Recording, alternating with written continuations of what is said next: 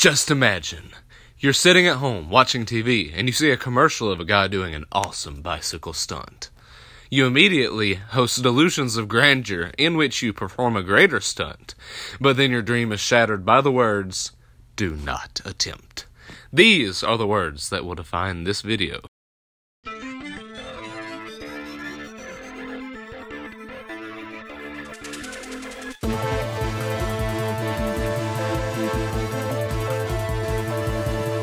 You are watching Grand Admiral Free to Play. Hello everyone and welcome to Grand Admiral Free to Play's second video. First, I'd like to say that this is not clickbait. I really achieved everything I promised and will give you the full win video at the end of this video. But I beg of you, please get your hunters to gear 11 or more. It will prevent you from reliving my worst life decision. But for those daredevils that want to break the system like I did, Chewie sends his condolences. This video will be broken into 3 sections: gear and mods, strategy, and the full unlock video at the end. Let's get into it. As far as gear goes, what you see here is what they had. Bossk was at gear 11, Cad Bane at gear 10, Dengar, Boba Fett, and Greedo at gear 9. I may have had one less piece on each of them, but probably not.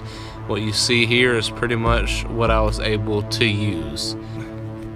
This section of the video will be about mods, but before we talk about mods, we need to talk about the speed order.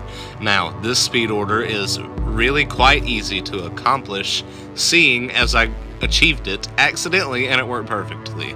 Alright, so first you want Bossk to be your fastest toon. You need him to be the fastest because you need to get Frenzy so he can continuously take those turns.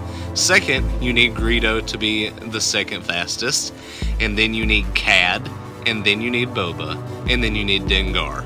Dengar can actually go in there anywhere, but his is the speed that you really don't need to worry about quite as much because his role in this event is basically mostly to keep R2 from stealthing the whole other team. I had Bossk at roughly 220 speed, Greedo at roughly 200 speed, and it just went down from there.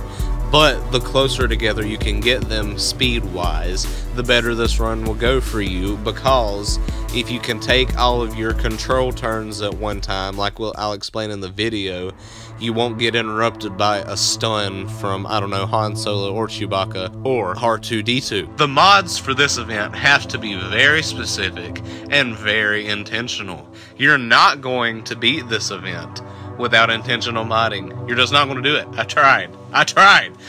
I had to eventually cannibalize my best mods from some of my best characters. Unironically points at Chewbacca. I actually had to steal 2 of Chewbacca's offense mods, but I'm getting ahead of myself. First, let's look at Boba Fett. What you want on Boba Fett is offense and survivability, and hopefully you can get a little bit of speed on him as well. Now, I said they would have to be good mods, and you know that if you're trying to talk about offense, survivability, and speed at the same time, it's going to have to be good mods. What I had on Boba was talking about the primary stats, I had a speed arrow, a critical chance triangle, a protection cross, and a protection circle. That was the primary stats, but what I did for the secondary stats was offense, and I'm talking about base offense, not percentage offense. If you do the math, basically Boba Fett, at least at that gear level, will only get 23 base offense from 1% of offense. So if you can get a offense secondary stat that's like 120, you're already way ahead of anything you could ever hope to get with the offense percentage from a 5-dot mod anyway. So you want really good base offense. If you want to know what good base offense looks like, the best base offense you can get on a secondary stat is 208, if I am thinking correctly, and that's on a 5-dot. On a 6-dot it only increases to like 220 something. For Dengar, you want protection, a lot of speed, and a little bit of potency. Alright, so I had a speed arrow, a protection triangle, a potency cross, and a protection circle mod. If you don't have that potency, it's going to make it harder to control Chewbacca and to lay down those thermal detonators, which actually do a lot of damage if you can get them to trigger. What you want for Bosk is all protection and tenacity. Don't worry about any damage on Bosk. He just needs to be there to survive and fulfill the contract, which we'll talk about later. I had a speed arrow, a protection cross, a protection triangle, and a protection circle. If I had had him at gear 12, like I should have, I would have had a tenacity mod on his cross, but I could not do that. And you'll see in the video that I had to get perfect RNG with this method, and that's why you should put more gear on your hunters, but that's alright. Let's move on to Greedo. For Greedo, you want speed, potency, and a lot of survivability. Don't worry about offense for him, because he's going to die, probably. Hopefully they'll kill him after you get the contract.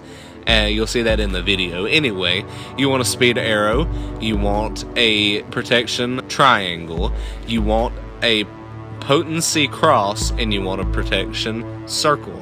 And I'm not talking about the square or the diamond, because those are always going to be offense and defense anyway, in case you were wondering. Alright, now it's time to talk strategy. There are two things to bear in mind whenever you're thinking about the strategy for this event. First, the closer together you can get the speeds on your bounty hunters, the better it will go for you.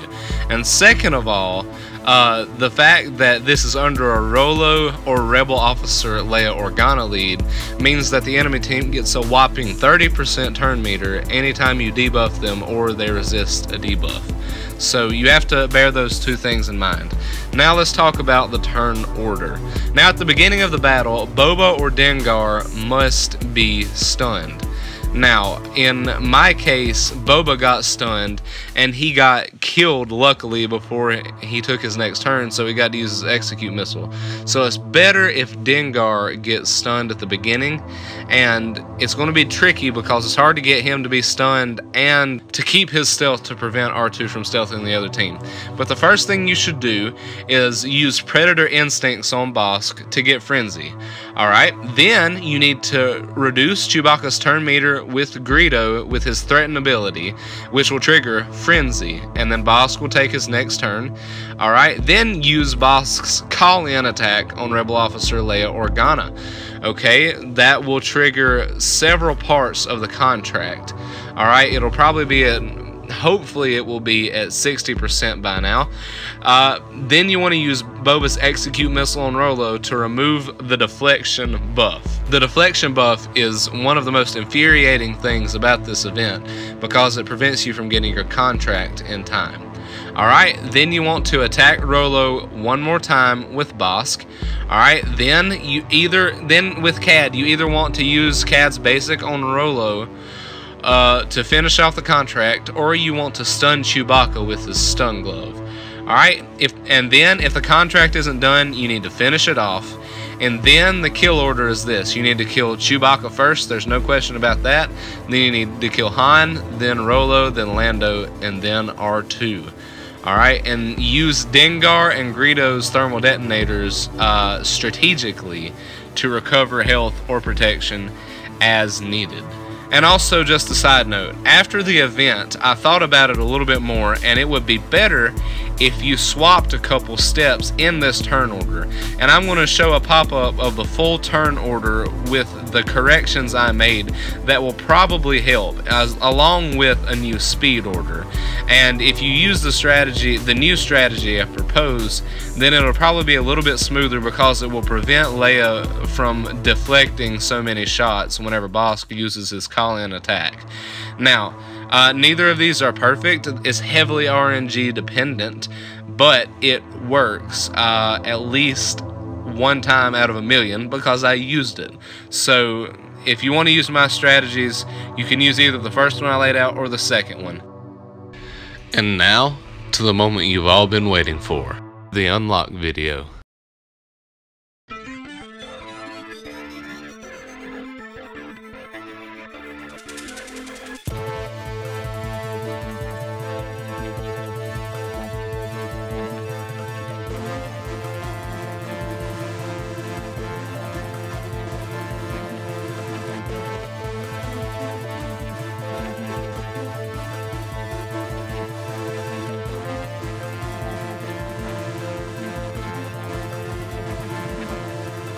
bye.